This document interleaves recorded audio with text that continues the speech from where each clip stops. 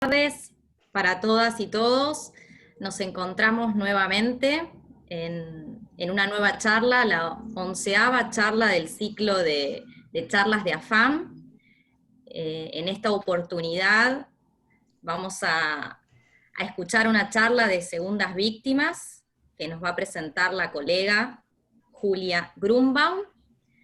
La voy a presentar. Julia es farmacéutica, especialista en farmacia hospitalaria, es farmacéutica de planta del Hospital Gutiérrez, es miembro del Comité de Farmacoterapéutica y del Subcomité de Seguridad del Paciente en el Hospital Gutiérrez, y además tiene una diplomatura en calidad y seguridad. Gracias, Julia. En realidad, gracias a ustedes, gracias por la invitación. Bueno, buenísimo. Segundas víctimas. Vamos a ver, ¿se escucha bien? Sí, perfecto. Ok. Perfecto. Bueno, empezamos. Este libro, Where is Human, salió por los años 90. Es un informe hecho por el Institute of Medicine en Estados Unidos, el IOM. Es un libro que está disponible, se puede bajar, y entre todas las cosas de las que habla, como conclusión, dice que aproximadamente de 44.000 a 98.000 personas mueren por año a causa de eventos adversos y errores en salud. ¿Cómo se explica, o cómo explicó Reason, que un error que se puede producir o que puede producir cualquier profesional sanitario de salud, llegue como daño al paciente? Y lo explicó con el modelo del queso suizo, en el cual todos los agujeros son los errores y los fallos del sistema. Vean, por ejemplo, tienen técnica inapropiada, una comunicación deficiente, que es una de las mayores causas de errores en las instituciones de salud, y las que trabajamos en instituciones de salud lo sabemos bien, fallos de supervisión, etc. Y se alinean todas estas cuestiones para que este error, esta situación de peligro, llega como daño al paciente. Y bueno, la parte entera del queso son las defensas del sistema. Y cuando pasa esto es porque alguna de las defensas falló. Cuando el daño se produce en el paciente es porque una de las defensas falló. Les cuento un caso. Este es un caso que ocurrió en Estados Unidos, el caso de un colega, un farmacéutico, Eric Kropp. El caso se llamó así, el caso Emily Jerry, ocurrió en el año 2006 en el Hospital de Pediatría de Cleveland.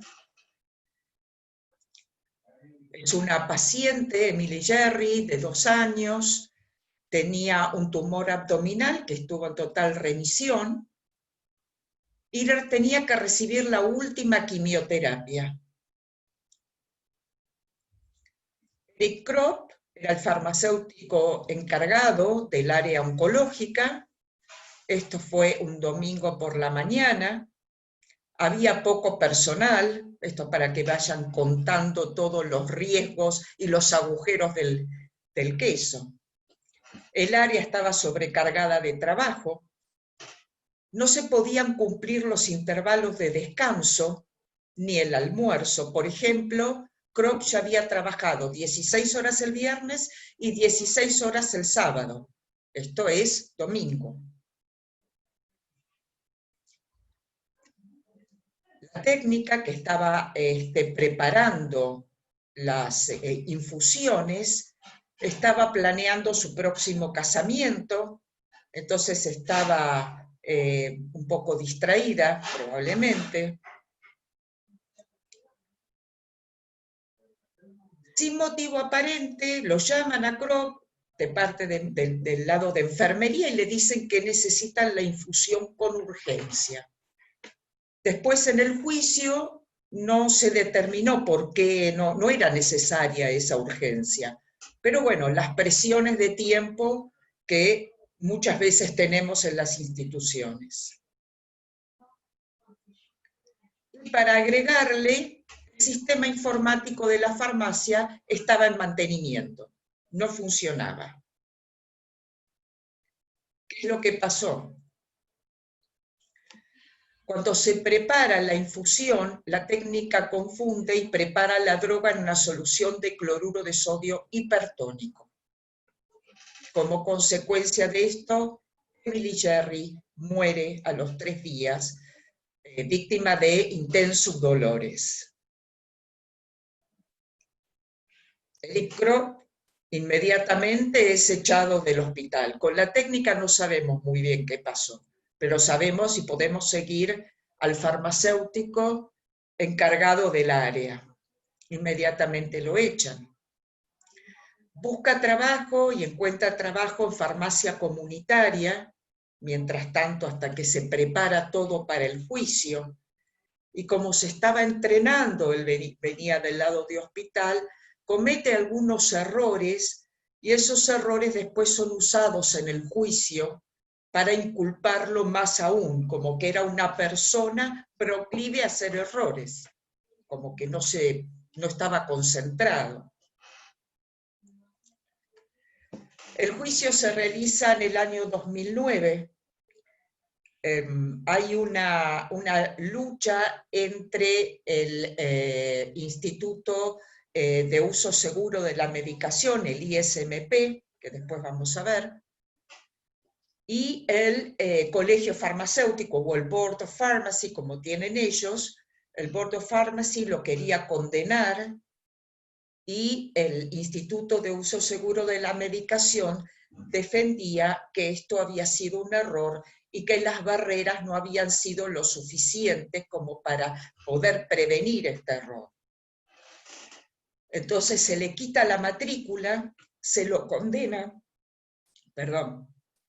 por homicidio involuntario a 6 meses de prisión, más 6 meses de prisión domiciliaria, trabajo comunitario y multa.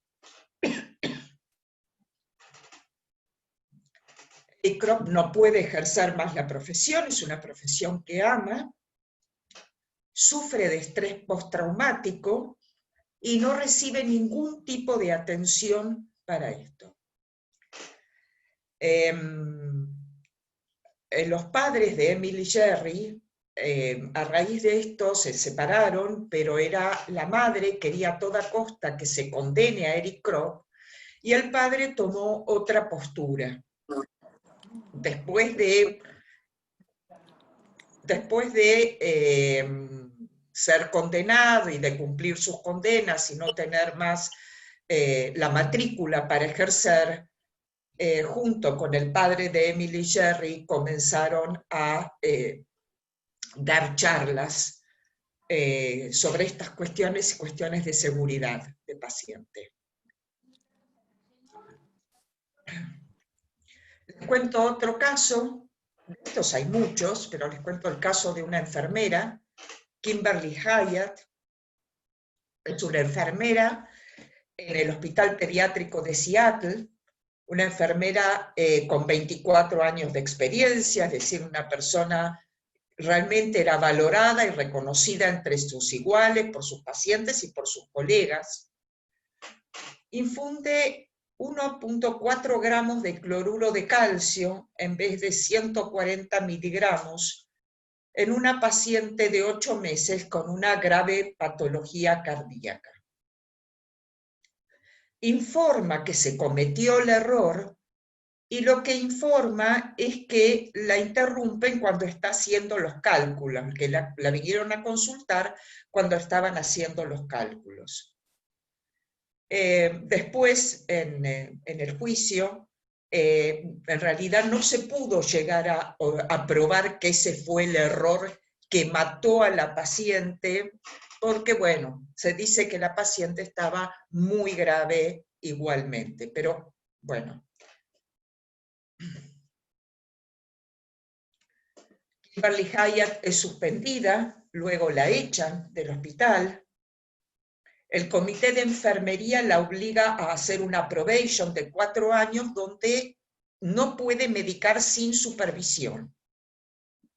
Luego de esto no pudo conseguir otro empleo de enfermera. Y Kimberly Hyatt se suicida en 2011. Bueno, ahora vamos. Segundas víctimas. ¿Quiénes son? Cualquier profesional de la salud que pueda cometer un error, que ese error pueda causar daño y que quede traumatizado. Ese sería, en pocas palabras, lo que son las segundas víctimas. Es decir, muchas veces, hablando del error, se orienta a lo que ocurre con el paciente y es perfectamente lógico, pero la persona que comete el error también se siente un cúmulo de cosas, sobre todo si ese error es grave y deja secuela en el paciente o directamente le causa la muerte. Entonces vamos a las definiciones. Wu es Albert Wu, es un médico del Johns Hopkins, y acuñó estas palabras segundas víctimas y dijo que son los profesionales sanitarios que están implicados en un evento adverso y quedan traumatizados por esta experiencia o no son capaces de afrontar emocionalmente la situación. Hay otra definición muy similar de Sayce que dice que es todo proveedor de servicios sanitarios que participa de un evento adverso, error médico. Yo digo que error médico ya no se tiene que usar porque es error de cualquiera de nosotros, no solamente de los médicos. Y o una lesión relacionada con el paciente, obviamente no esperada, que se convierte en víctima en el sentido de que queda traumatizado. Entonces, la segunda víctima es esto, es quien por un error causa un daño, a veces irreparable en el paciente, y queda traumatizado por la situación. Bueno, si bien Wu empieza alrededor de los años 2000 con este tema de segundas víctimas, ya había una publicación de David Hilfiker, fíjense el año, 1984, donde este médico, ginecólogo, obstetra, había sufrido, digamos, había producido un error con un mal diagnóstico, y él escribe este artículo, Enfrentando nuestros errores. Y él lo que dice es, ya en ese momento define esto, los profesionales que a lo largo de su vida hacen una decisión clínica errada o alguna cuestión que no esperaban y que resulta errado, y este profesional es otra víctima aparte de los pacientes. Bueno, este es Albert Wu, quien publica en el British Medical Journal esto, Second Victim, la segunda víctima, y habla de los otros profesionales de la salud, habla de nosotros, los farmacéuticos, de los enfermeros, y que a veces lo que dice él es que estamos como más atados por la jerarquía hospitalaria. En realidad ahí estamos entre, él habla de lealtades contradictorias con el paciente, la institución y el equipo.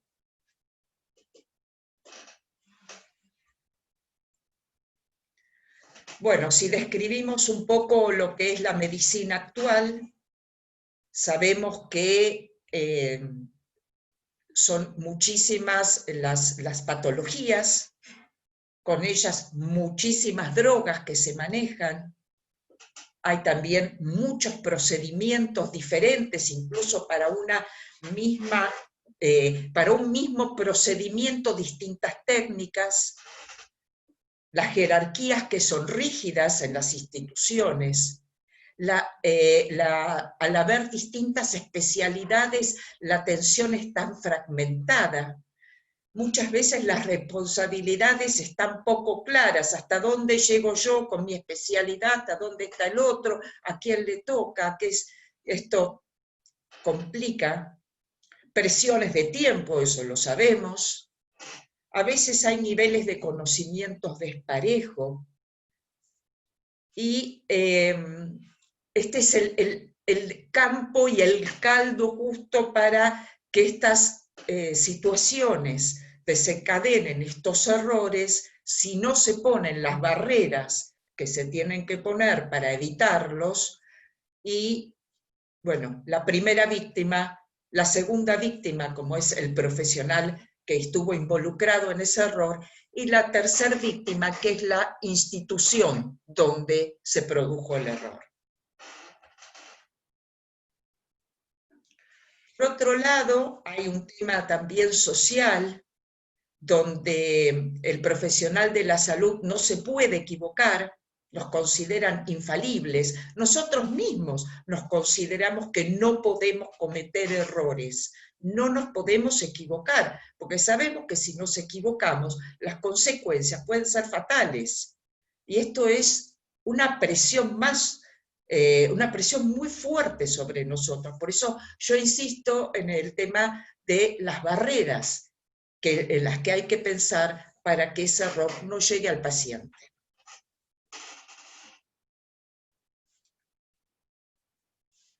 Bueno, ¿qué es lo que ocurre después de un error grave? Bueno, esto, el sentirse y probablemente señalar con el dedo, buscar culpables. En las instituciones donde estamos, donde muchos nos desenvolvemos, no digo que son todas, pero que muchos nos desenvolvemos, hay una cultura de culpabilidad. No hay una cultura de seguridad en el cual se va a tratar de evitar todo, pensar todo. La verdad que muchas veces en el ámbito nuestro las preocupaciones por los errores son individualizadas o por sector. Muchas veces no se puede hablar abiertamente de errores, se tienen que hablar como en secreto, lo que no está bien.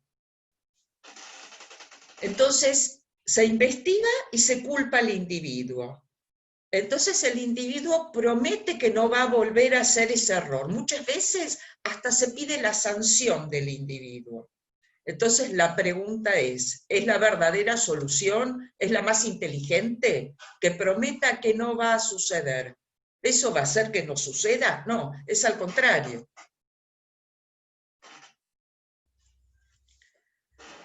Bueno, ¿qué es lo que sienten las segundas víctimas? Crisis personal, social, profesional, sobre todo, el temor a perder el trabajo, a las reacciones disciplinarias, a los juicios, vergüenza, humillación, trastornos de sueño de todo tipo, crisis de ansiedad. Bueno, todo esto junto es lo que sienten las segundas víctimas. Entonces pensamos qué respuestas tiene que haber frente al error. Primero, mitigar las consecuencias para el paciente. Lo primero que se tiene que pensar, bueno, ¿qué pasa en el paciente? Tratemos de ver cómo podemos colaborar para que esto sea lo mínimo para el paciente. Sistemas de revelación, apoyo y compensación a los pacientes y sus familias. Bueno, esto tiene que ser en las instituciones donde funciona un comité de seguridad, hay un líder que es el que sabe hablar, el que sabe transmitir al paciente. Se recomienda siempre decirle al paciente lo que ocurrió. Esto se cree que puede reducir las chances de juicios de mala praxis.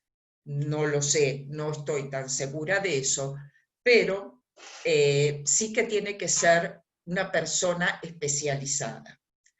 Obviamente, la persona que cometió el error inmediatamente tiene que ser separada del sitio donde estaba trabajando, tiene que correrse de ese lugar, no de mala manera, no es que ser echado, sino sacado de esa sección para tomar de alguna manera distancia. Y lo que tenemos que sacar de esto son lecciones para prevenir su ocurrencia. Hacer, por ejemplo, un análisis de causa-raíz para ver por qué se produjo ese error, qué es lo que pasó y cómo se puede evitar nuevamente, que ocurra nuevamente. Pero habitualmente, lo que yo les comentaba, que en las instituciones no hay un foro donde se puedan hablar abiertamente los errores y que se puedan tratar de una manera constructiva, sin una cultura acusatoria. Las segundas víctimas, entonces, padecen en silencio, están como condenados a sufrir en soledad porque están acusados muchas veces por sus colegas. Esto también tiene un riesgo, este tipo de cultura institucional, la cultura punitiva, y es que la persona, sabiendo, no comunique el error que cometió. Probablemente si lo comunica, estamos a tiempo de evitar que llegue al paciente.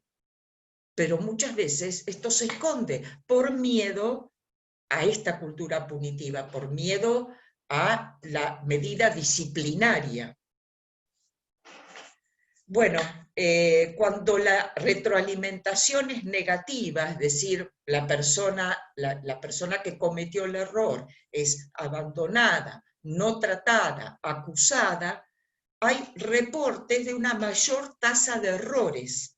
Es decir, esta persona no queda bien, no está bien, no fue tratada y queda en una situación que es muy probable que sienta tanta inquietud que esté distraída en eso.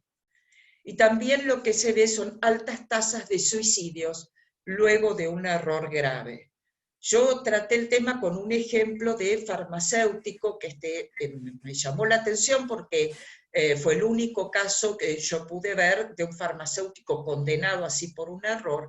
Enfermeras puede haber más, y la gran cantidad de médicos que que viven esta situación. Entonces, hay que pensar en que si uno tiene un programa de seguridad del paciente, este programa de seguridad del paciente incluya también un tratamiento de segundas víctimas para romper todo este círculo de retroalimentación negativa. Entonces, de esa manera se va a hacer que los profesionales de la salud se sientan de alguna manera mejor, no se sientan, digamos, tan acusados, que van a ser penados, que van a tener que sufrir medidas disciplinarias, y esto va a prevenir errores futuros, como vimos que antes estaban aumentadas las tasas de errores subsiguientes a estos castigos. Y bueno, vuelvo a poner disminuir los juicios de mala praxis, no lo sé. Probablemente. Bueno, ¿qué necesitan las segundas víctimas? Sobre todo, empatía,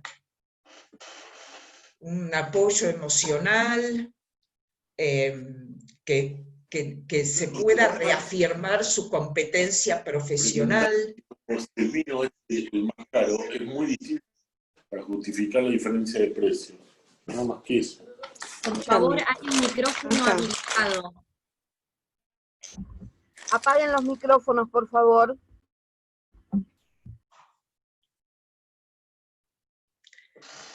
Bueno, lo que les había comentado antes, la persona tiene que ser desconectada de su tarea en el momento, inmediatamente,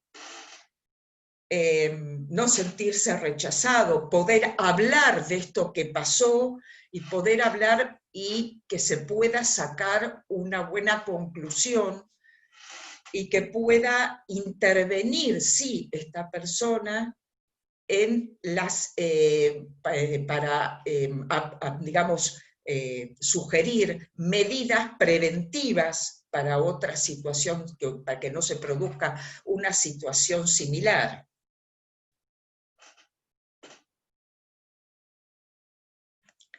Bueno, hay varias herramientas que, donde se puede, o sitios como este, de donde se puede sacar información de cómo tratar el tratamiento para segundas víctimas.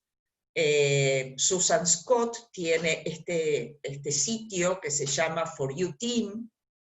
Este es el link de acceso, y donde tiene distintas herramientas que permiten, que se pueden bajar, están disponibles en inglés, para poder estudiar qué hacer, o tener, como les digo, herramientas para el tratamiento de las segundas víctimas.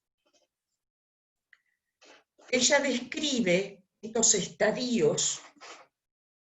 El punto 1, 2 y 3 pueden ser uno o más de uno que sufre la persona que comete el error, que se sienta confuso, que tenga pensamientos intrusivos, que tenga obsesiones, que se sienta incompetente, que tenga miedo. El siguiente paso es el primer punto, el primer estadio. Después hay un estadio 4, el punto 4, donde toma conciencia de lo ocurrido, donde tiene preocupación por un posible juicio. Y después un estadio 5, donde encuentra apoyo emocional y contención profesional para esta situación que transitó. Y luego pueden ocurrir cualquiera de estas tres cosas del punto 6. O directamente abandona la profesión, abandona todo, o está en un estado de supervivencia, está bien por momentos y tiene recaídas, o tiene una resolución positiva y puede volver a ser el profesional, bueno, no el que era antes porque toda situación marca, pero puede retomar su carrera y seguir desarrollándola. Para Susan Scott, estos serían los niveles, digamos, el tratamiento se haría en 3 niveles, comenzando por un apoyo local, el del sector mismo donde está trabajando, su propio jefe, sus compañeros. En el nivel 2, pares entrenados, que pueden hacer un interrogatorio, pero en equipo, pero no de manera acusatoria, sino para poder, digamos, hacer esto de ver qué pasó y que no vuelva a pasar, cuáles barreras colocar. Y después un nivel 3, que es una red de derivación, que ya es una asistencia al empleado que tiene todo un equipo de especialistas para tratar, digamos, su situación, digamos, emocional para poder seguir adelante.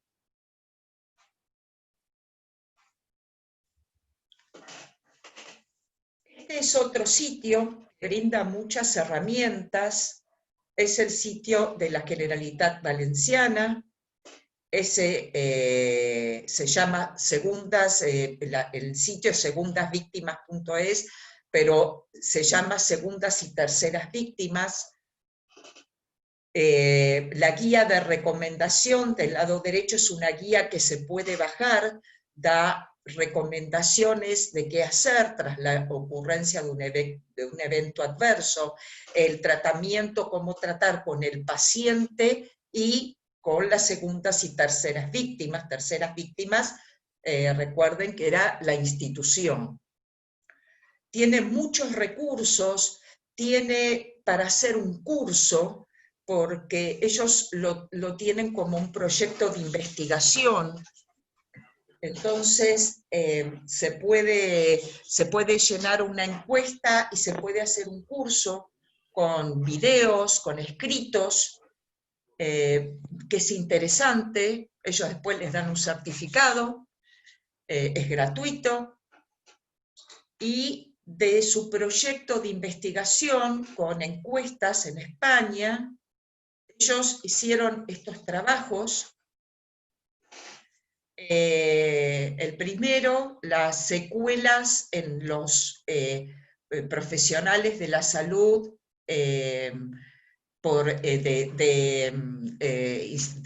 digamos, de lugares de atención primaria y de hospital en España por efectos adversos que ocurrieron, y las intervenciones en organizaciones de la salud para reducir el impacto de eventos adversos en las segundas y terceras víctimas.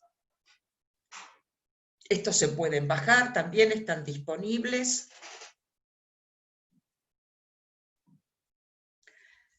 Estos son los sitios del Institute of Self-Medication Practices, el Instituto para Uso Seguro de la Medicación, ISMP. Tiene sitio en Estados Unidos, hay uno también de Canadá, ISMP Brasil, y también la Joint Commission, que es la entidad acreditadora de instituciones de salud. Todos tratan en algún momento el término de segundas víctimas y los errores de medicación.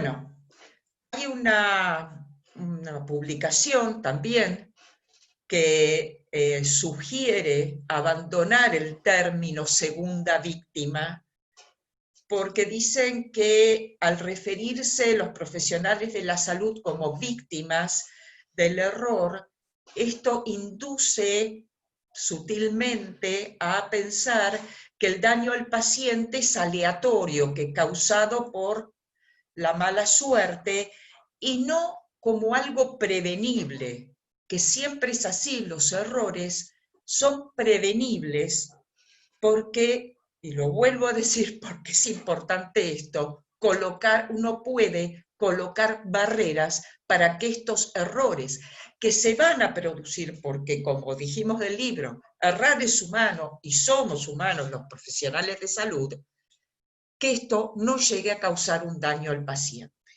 Entonces, de ninguna manera es por causa de mala suerte, sino porque no se pensó en prevenir la ocurrencia del error.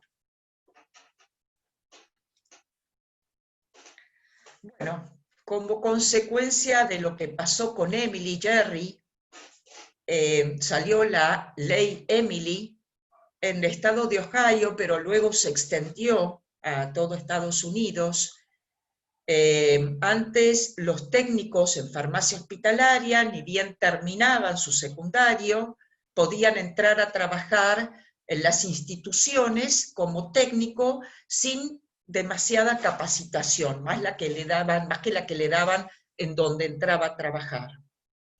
A partir de lo que ocurrió con Emily Jerry, los técnicos de farmacia, bueno, tienen que tener 18 años como mínimo, se tienen que matricular en el Board of Pharmacy del Estado, rendir un examen de competencias en el organismo, y aparte hay especificaciones sobre cómo tiene que ser su capacitación y sobre las acciones disciplinarias que pueden tener.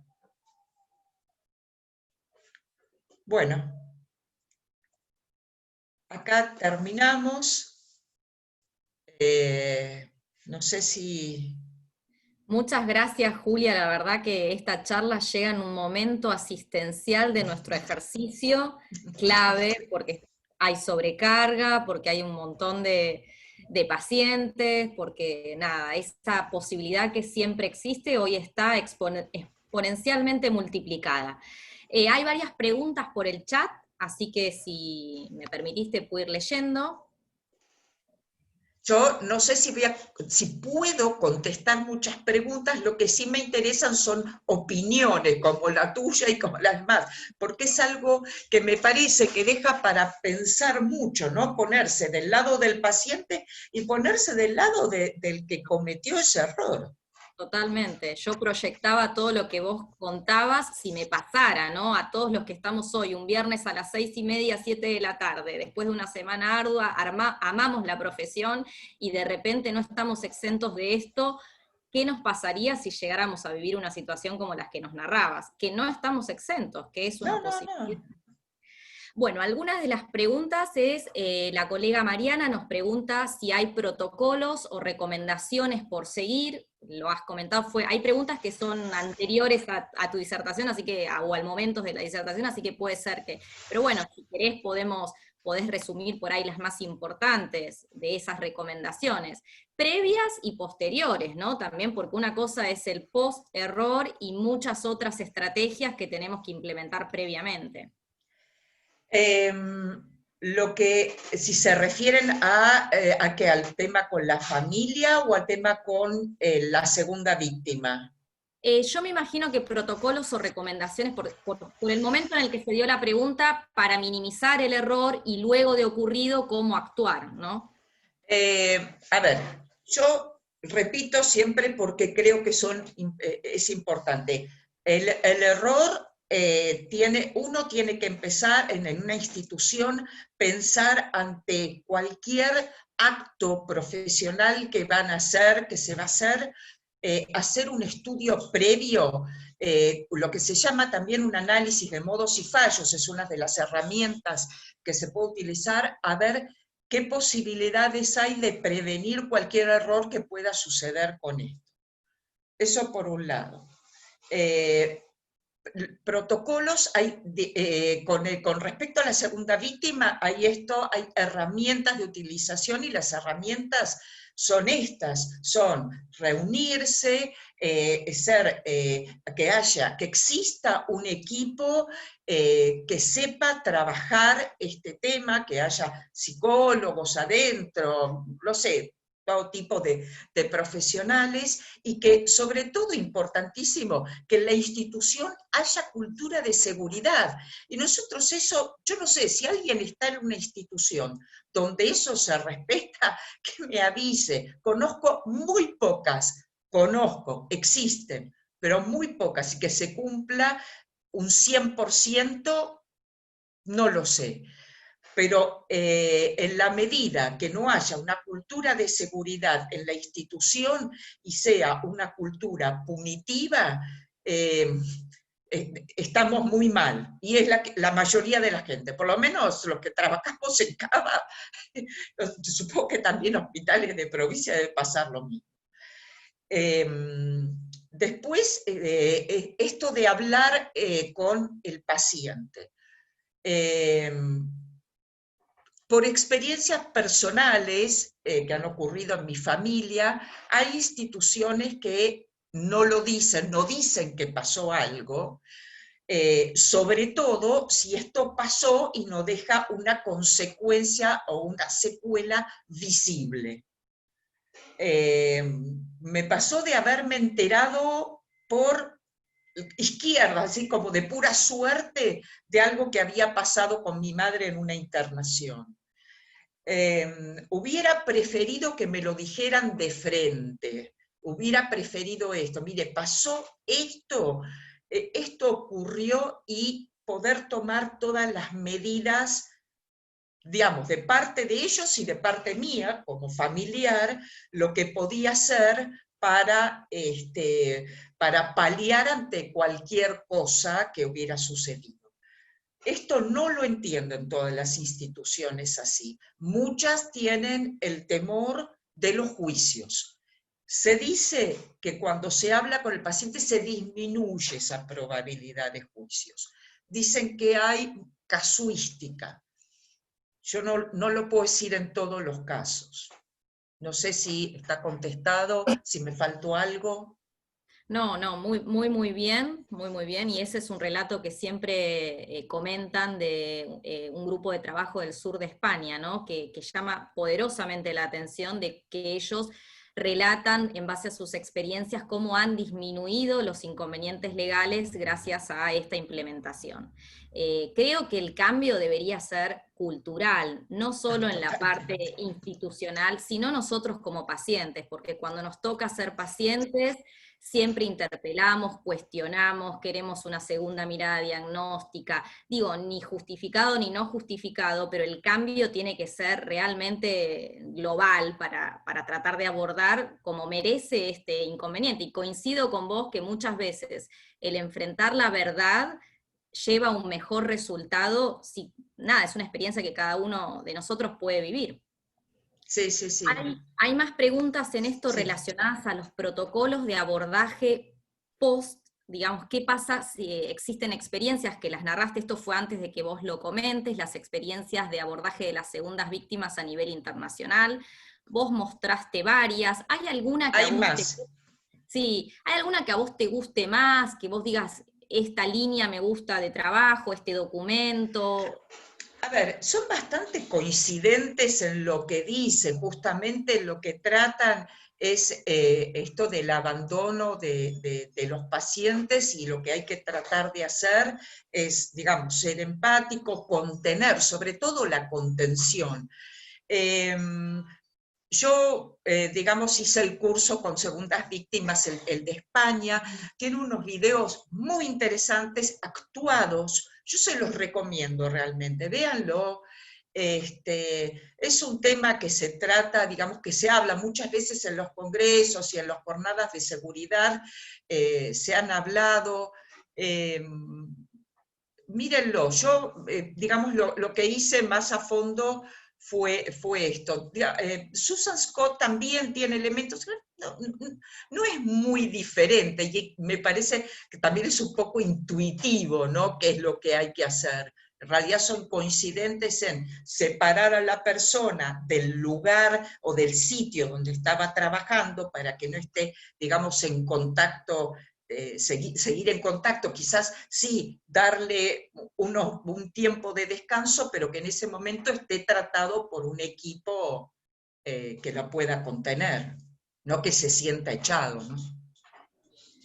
Bueno, acá hay una pregunta muy interesante de Mónica, que pregunta si es un riesgo jurídico para el profesional pedir disculpas al paciente víctima de un evento adverso o a sus familiares. Creo que es el temor que se nos presentaría a cualquiera, ese dilema de realmente es el mayor temor que podemos llegar a tener, es ese riesgo jurídico. Mirá, nosotros tuvimos una charla de esto en el hospital y surgió un debate muy importante entre médicos, porque digo, nosotros no estamos tan acostumbrados a esto, pero los médicos sí están acostumbrados. Y había mucha discusión sobre este tema. Yo no tengo la última palabra, realmente no lo sé. Si implica un riesgo jurídico. Me encantaría preguntárselo a un abogado especialista. Hay un abogado, Misanchuk, creo que se llama, que está mucho, creo que, no sé si es de médicos municipales o de qué, habla mucho de esto de tema de seguridad y de qué, de las consecuencias que puede llegar a tener. Yo creo que si esto se toma como algo cultural en la institución, no, tiene que ser, digamos,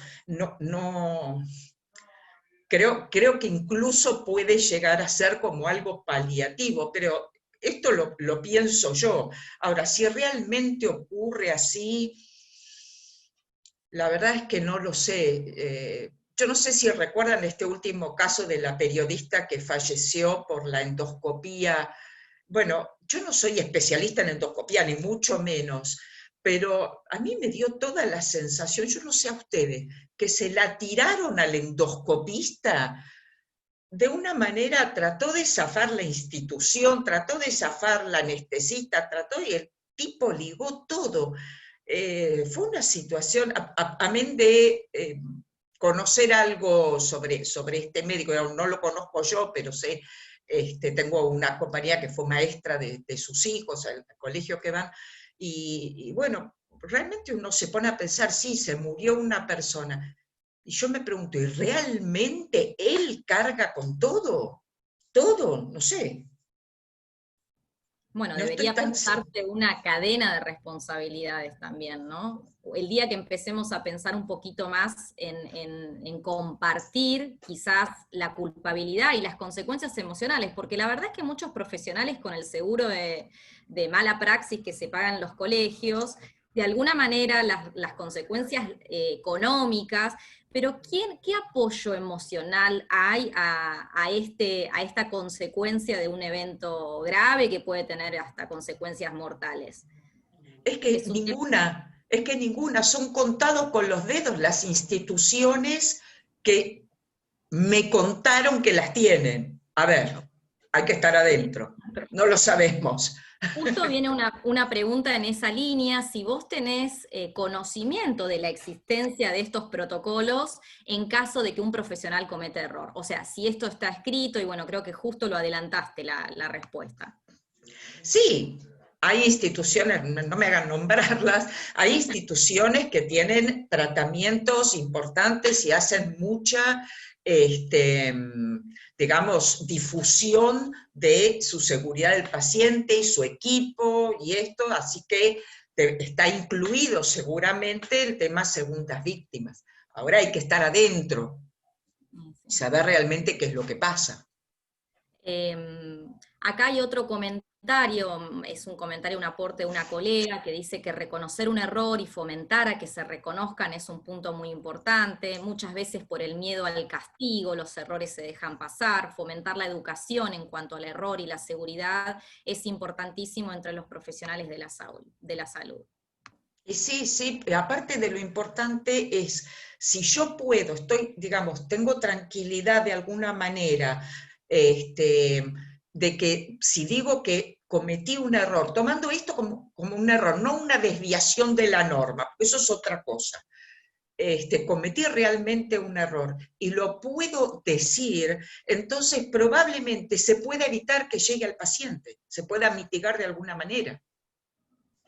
Bárbaro, acá hay más comentarios para vos, todos felicitaciones, interesante tu Muchas aporte. gracias. Ana comenta que no estaba familiarizada con el término de segundas víctimas, con la cultura de ser punitivos, con el error, que ya no se puede sostener, que es necesario evaluar una oportunidad de mejora, y que todos crecen. Agradece tu charla.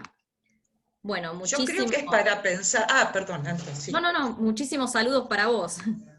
Gracias. Gracias a todos por haberme escuchado. Y yo creo que es para pensar, ¿no? Pensar. Nosotros en el hospital tenemos un subcomité de seguridad del paciente dependiente del comité de calidad. Y se rema en dulce de leche, ¿eh? Es así, es así. Es difícil, es muy difícil.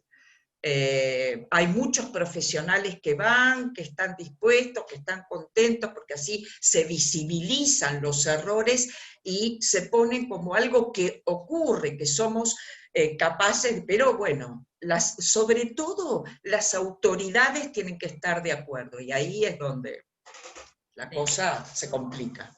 Acá hay colegas que mencionan que no sabían de qué iba a tratar la charla y que tuvieron una grata sorpresa.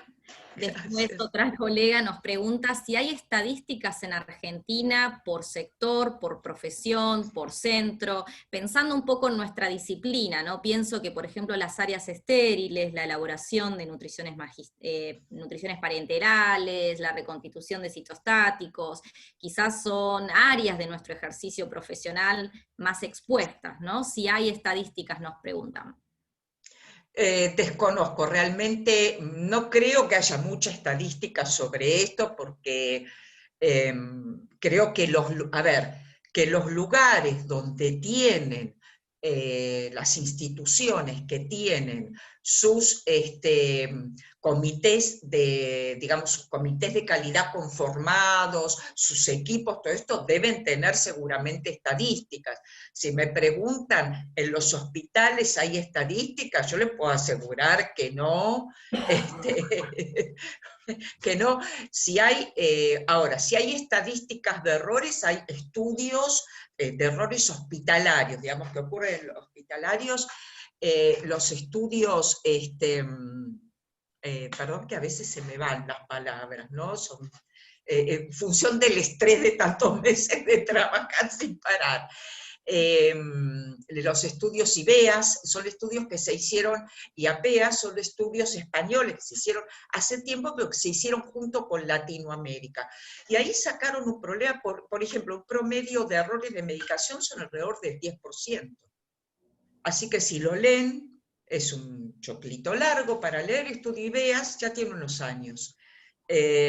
No conozco más números. No sé si hay algún servicio de farmacia que se autoanalizó y se fijó a ver cuántos errores cometieron. Nosotros no solamente, digamos, hay distintas áreas, tenés razón, Anto, hay distintas áreas donde se pueden cometer errores y uno puede, pero los farmacéuticos clínicos, yo ahora no estoy más en clínica, estoy en gestión, pero que a veces asesoramos en cosas o decimos cosas, también podemos cometer errores.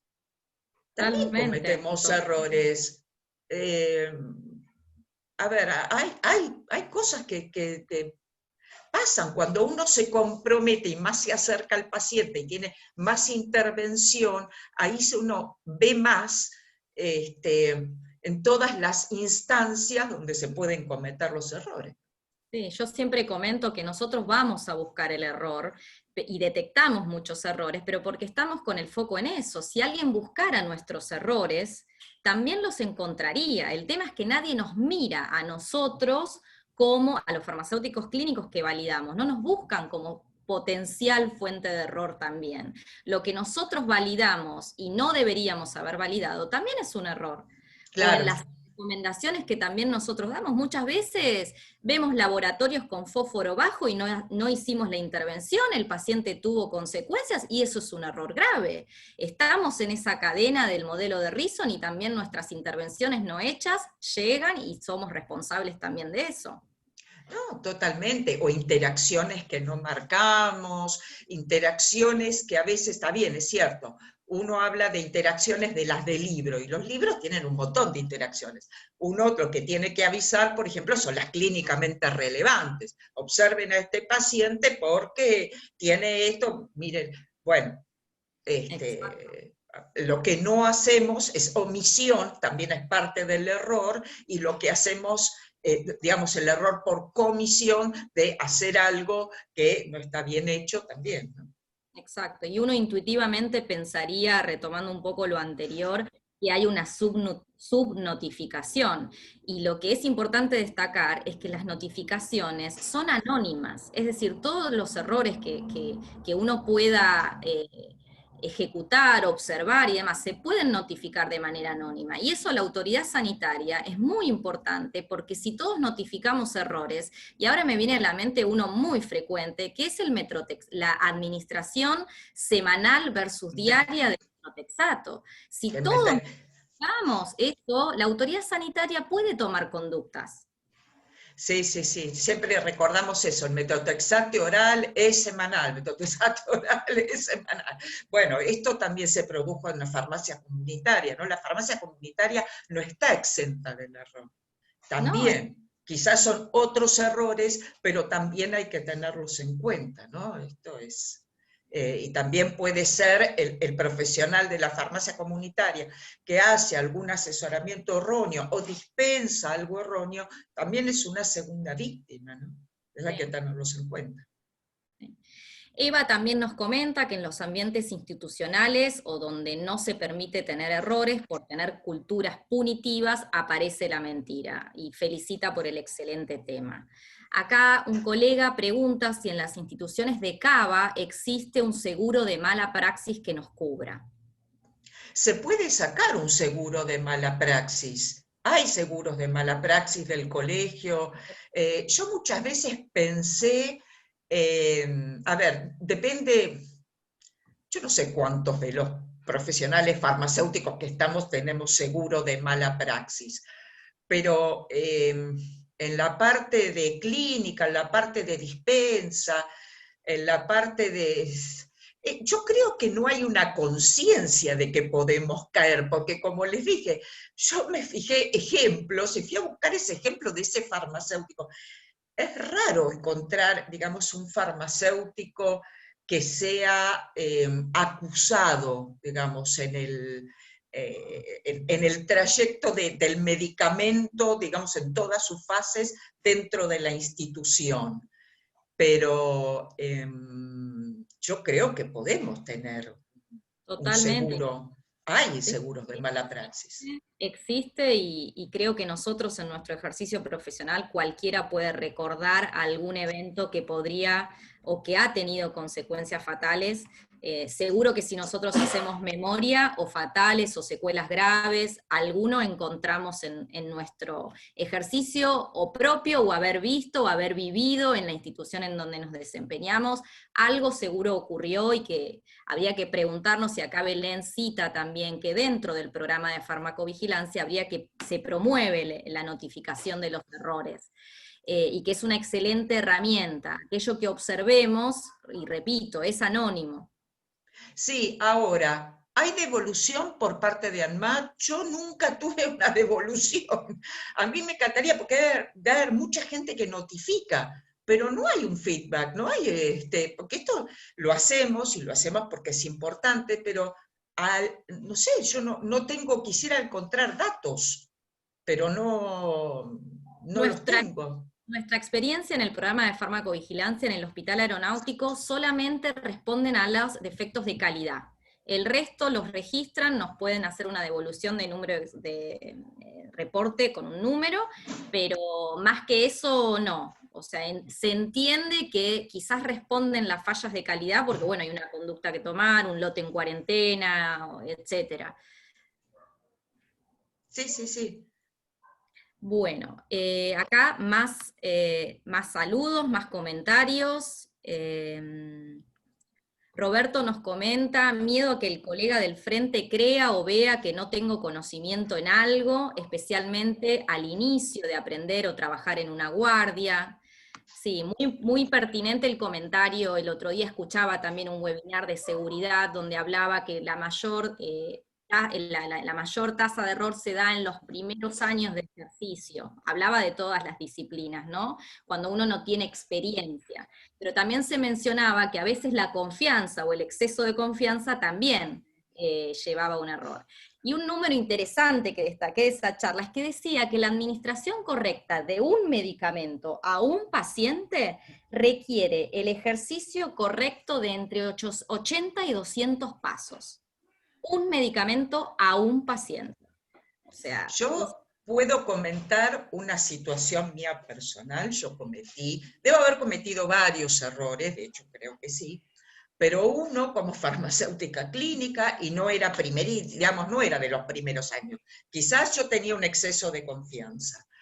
No me voy a olvidar, porque no me voy a olvidar cómo me sentí en ese momento. Yo asesoré al jefe de residentes, yo trabajaba en una sala antes de pasar al sector de gestión, donde tenían muchísima confianza en mí, muchísima confianza.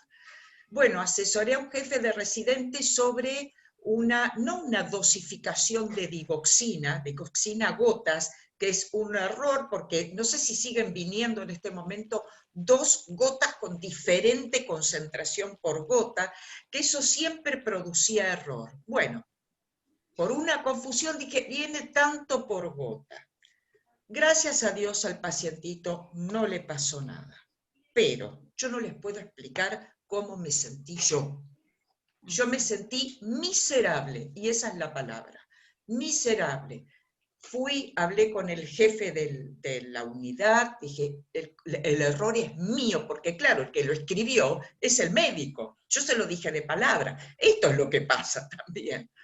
Le digo, la culpa es mía, pido disculpas, no sabía cómo hablar, no sabía, por suerte, esto es lo que yo decía, que es esta de la cultura de seguridad se trabaja por sectores. Justamente en esa sala se trabaja, porque el jefe de sala lo piensa así, de esa manera.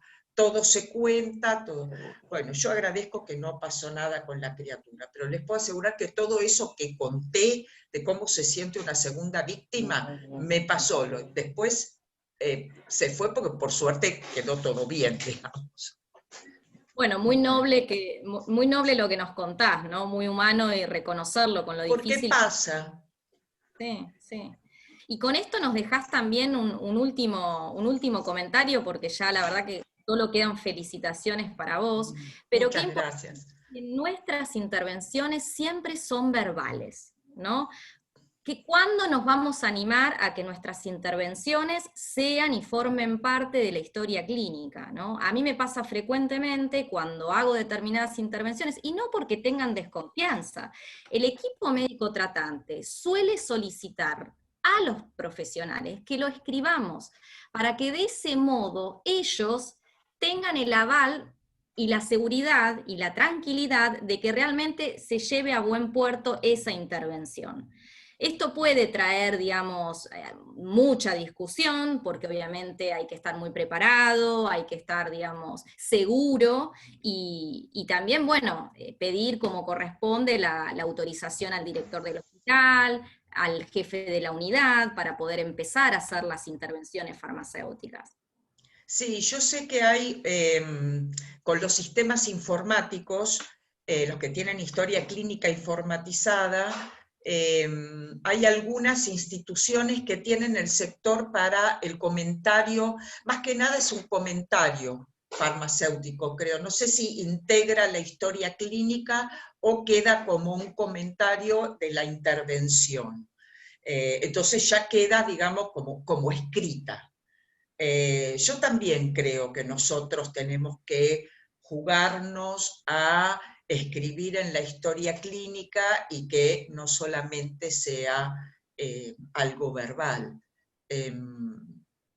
No sé si hay algún hospital o algún farmacéutico que lo esté haciendo en este momento. Si hay alguno y nos cuenta, Bueno, sería ahora es bárbaro. un buen momento para nosotros con esto de la historia clínica electrónica en el gobierno de la ciudad, tratar de velar por un espacio para nuestras intervenciones, ¿no? Que quede en algún modo ver la manera de que el software acompañe esto, pero estar presentes, digamos, en que podemos efectuar esas intervenciones y después sacar estadísticas de esas intervenciones, ¿no? Totalmente.